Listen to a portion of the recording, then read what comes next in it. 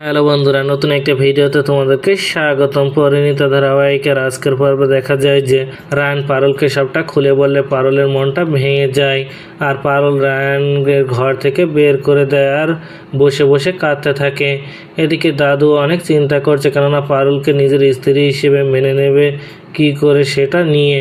ওদিকে পারুল নিজের কষ্টটা সহ্য করতে না পেরে বের হয়ে আসে বাইরে, আর রায়ানের মাকে ভুল বোঝাতে থাকে। রায়ানের দিদি তখন সেখানে এসে রায়ানের দাদা বলে পারুল রায়ান আর এক হবে না, আর এই কথা শুনে আনন্দে লাফাতে থাকে। আর রায়ানের ঘরে গিয়ে বলে আমি তোর পছন্দ মতো একটা ভালো মেয়ের সাথে তোর বিয়ে দেব।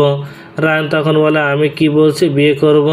এদিকে পারুল বাড়িতে ফিরে সবার কথা শোনাতে গেলে পারুল বলে আমি রায়ানের থেকে কোনোদিনও এমন কিছু আশা করিনি, তাই আমি কোনো কষ্টও পাইনি। পারুল নিজের কষ্টটা কাউকে বুঝতে দিচ্ছে না, আর তাই তো সে নিজেই গিয়ে দাদুকে বলে আমি রায়ানকে ডিভোর্স দিতে চাই। এমন কথা শুনে রেগে যায় দাদু, আর রায়ান সবটা চুপ করে দেখছে আর কিছু বলছে না। দাদু রেগে গিয়ে পারুলকে যেই না থাপ্পড় মারতে যাবে তখন দাদুর হাত ধরে রায়ান আর বলে আমি সবটা করেছি, এতে পারুলের কোনো দোষ নেই, যা শাস্তি দেওয়া তুমি আমাকে দাও। এমন কথা শুনে দাদু রায়ানকে বলে সকলের সামনে পারুলকে নিজের স্ত্রী হিসেবে মেনে নিতে হবে। তো বন্ধুরা, কি ঘটতে চলেছে গল্পে এবার জানতে হলে আমাদের সাথেই থাকুন। ধন্যবাদ।